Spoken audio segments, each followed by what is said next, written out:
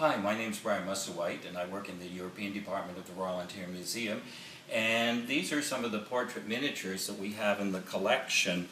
The ROM has a very good collection of portrait miniatures. The earlier ones on vellum, later ones on ivory or on oil on copper, watercolor on ivory or oil on copper.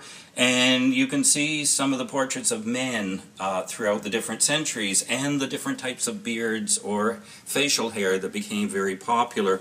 One of the earliest ones in the collection is this particular one. It's Robert Devereux, and we know exactly when he grew his beard because he was one of the favorites of Elizabeth I, and in the after the Battle of Cadiz in 1596, he came back to England with a beard, so it became very fashionable for men to have beards at that time. Not everyone, of course, but some of them. This gentleman worked for Charles I, and so you have the favorite kind of Van Dyke beard that became popular during that part of the 17th century, another gentleman about the same time period, and an older man who has much more of an ordinary type beard, although it's been nicely cut.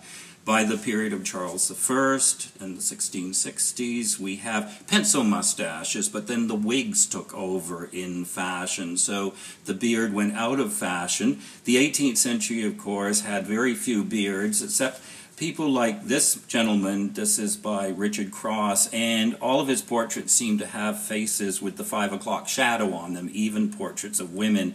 So it wasn't an expense for beards at that time.